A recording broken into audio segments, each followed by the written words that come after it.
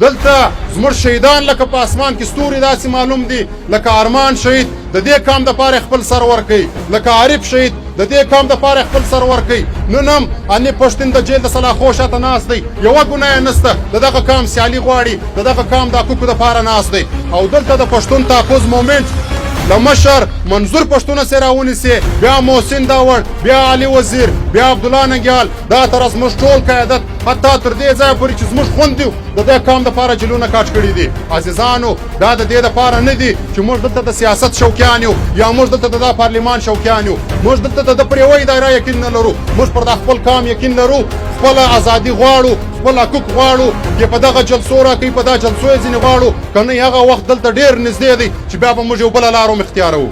دلته ډېر زورور راغلي دي، ډېر ظالمان راغلي دي، لیکن په تاریخ کې یو سړی نشي ثابتولی دلته هر رقم ظلم سوی دی، لیکن ژوندي انسانان نه دي خرڅ سوي. زموږ ژوندي بچي خرڅ سوي دي، پر عربو یې خرڅ کړي دي، پر امریکونه یې خرڅ کړي دي. اوس موږ ته د هغو ملګرو ټلیفونونه را روان دي، وایي موږ یې خرڅ کړي یو او موږ ته یې کار دا راسپارلی دی چې زه به انسانان وژنم، که زه انکار کوم بیا ما وژني.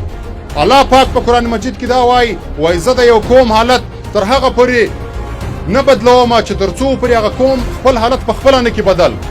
اوس دا د الله پاک قول دی، موږ به د هېچا په اسره نه کښېنو، موږ در خدای را لاندې په دغه خپل قام باندې بروسه ده، دغه قام به سره جرګه کېږي او پښتون قام به د دغه ضلالته څخه خلاصوي. دلته د پښتنو پر مځکو باندې قبضې روانې دي، د ریاست په سرپرستي کې روانې دي، د ریاست پالل سوي خلک دا قبضې کوي. دا دې په خلاصو غوږو واوري، تا چې 80 کاله کومه تماشه کړې ده هغه دې مبارک سه. اوس په دا نړۍ کې په دې ملک کې د منظور پښتون رقم رابر سته او تر هغه در شا دا ننګیالی قام ولاړ دی. والله که د چا د پلار دا خوب رسي چې د ننه بعد به یا دلته قبضې رسه کوي یا به دغه تماشې کوي. د وارننګ وخت اوس تا راغلی دی، تا 80 کاله دلته تماشې کړي دي، تا 80 کاله دلته زه وهلی یم، تا 80 کاله دلته زه بېعزته کړی یم. اوس که دې خپله قبله نه که درسته، والله چې 140 کاله دې نه کم ځلې لکه تر ساعته کښېنم. عجبه خبره ده، دلته ټول وطن زموږ ته پنجابي نیولی دی، زموږ دغه د کوټي د جنوبي پښتونخوا پر ټولو غټو غټو پوسټو باندې پنجابی ناست دی یا ډېروالی ناست دی، ټول ډپارټمنټونه یې نیولي دي. هغه ته یوه خبره نه کوو، خپل افغان ورور ته به بیا دا وایي چې ته مهاجر یې.